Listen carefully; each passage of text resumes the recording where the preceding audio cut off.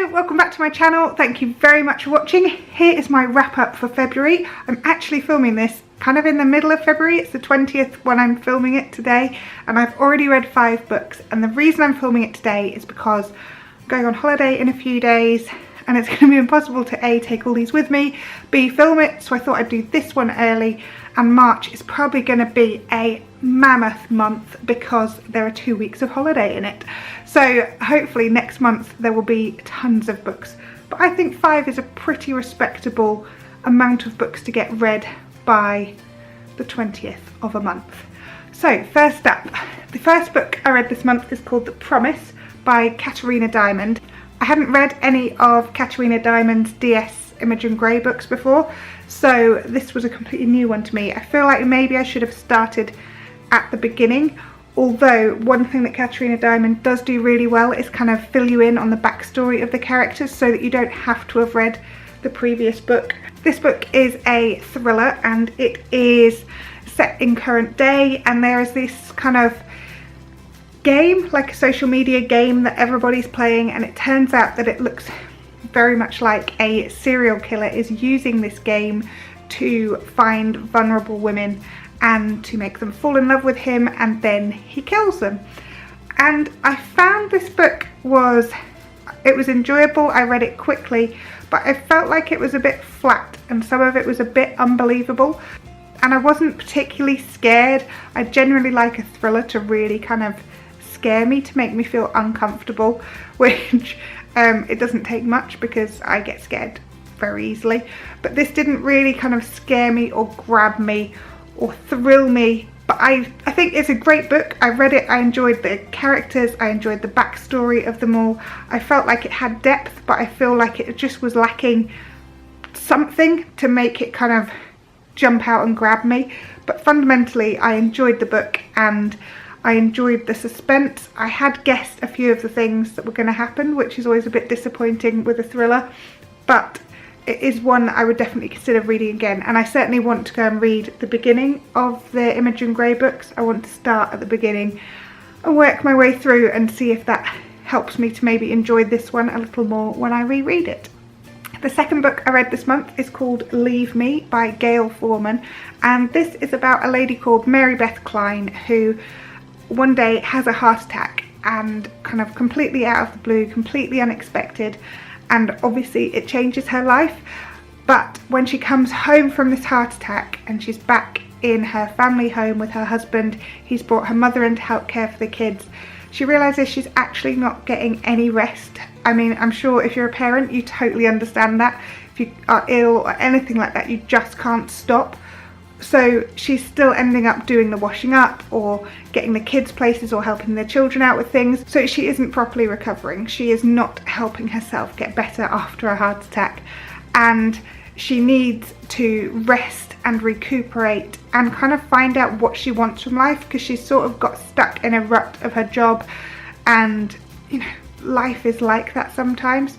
So unexpectedly one day she just packs her suitcase, moves away. She doesn't tell anyone where she's going other than she needs space to go and get better. So she takes out a load of her savings, leaves home and moves far away just to completely rejuvenate herself, work out what she wants to do with life, where she is with life. She moves into kind of quite a dingy little apartment with 2 young students who live upstairs who are friends, and she starts living this kind of carefree life. And whilst she's feeling guilty that she's not with her children, she knows that she actually needs to do this for her in order that she can then be a better mother when she returns. She never has any intention of not returning. So she knows that when she gets back, she will be better because of this break. And also she knows that she has to recuperate because of the heart attack. She actually has to physically get better. If she doesn't, she won't be alive for her children. So I actually really enjoyed this book, although it did make me want to pack my suitcase and leave. But it was really enjoyable, this sense that someone's actually doing something for themselves that is selfish but not selfish at the same time, and all the kind of difficulties that came with leaving and all the guilt that came with leaving. She started writing to her children every day, letting them know little memories of when they were younger. And obviously I don't want to kind of give you any spoilers, but it was a book that I really, really enjoyed and I struggled to put down. The third book I read this month is one a friend gave me to read, and it's called Our House by Louise Candlish. This is the story of Fee and her husband Bram. They have actually split up, but one day Fee is just walking home to her house and there's a removal van outside and people appear to be unpacking their stuff and putting it into her house, and she's just been away for the weekend, so she has absolutely no idea what's going on.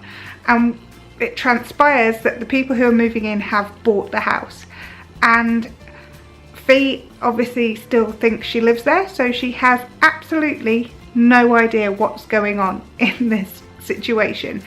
And so it is a very confusing book from the beginning, but a really different and entertaining concept.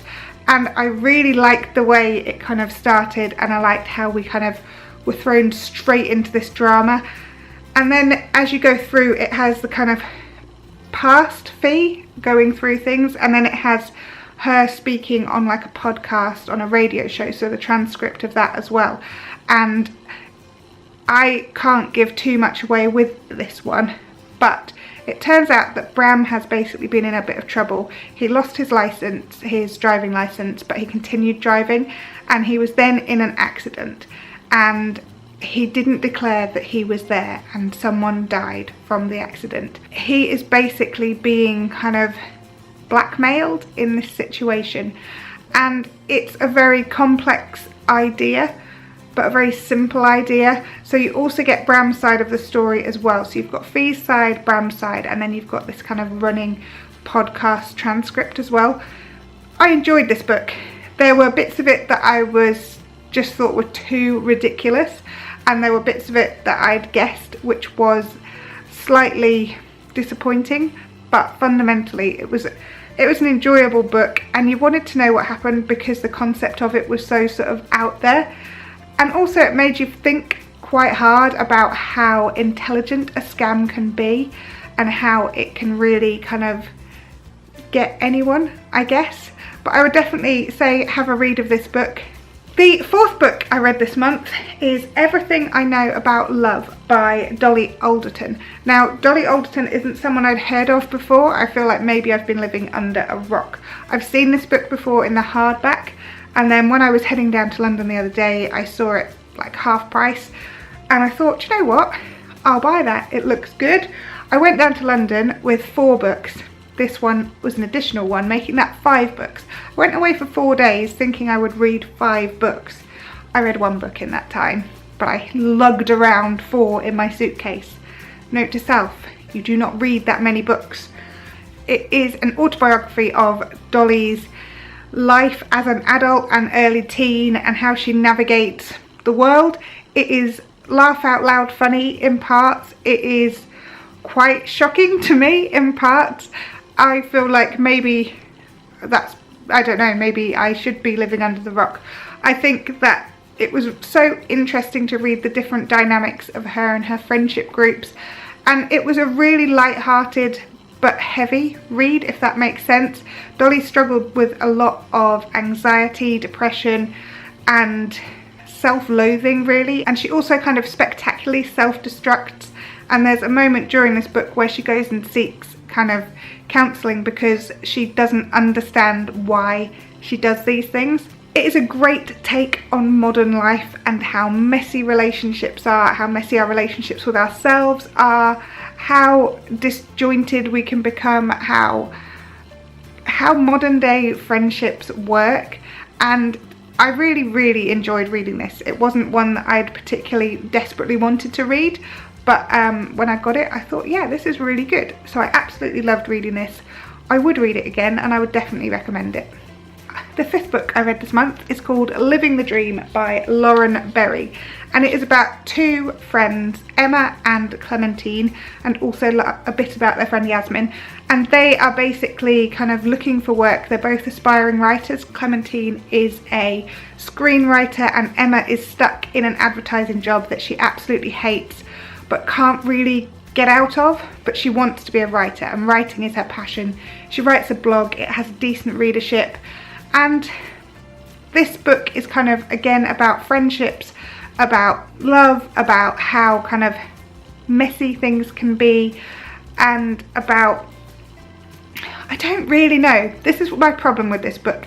There was no real storyline, which feels like a bit of a mistake. I didn't feel like, it just seemed to be chapter to chapter to chapter of different things happening in these characters' lives with no real plot. And I don't mean that in a nasty way. Like, I enjoyed reading it. It was an easy, nice, quick read. But I didn't really feel like anything particularly happened, if that makes sense. It was just their kind of struggles with living the way they were living, with debt, with marriage of their friends, and it just fell a bit flat for me, which was disappointing, because like I say, it was an enjoyable book, but just didn't quite hit the right spot for me. Sorry.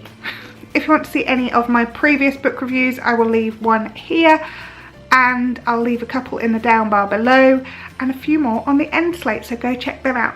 Bye!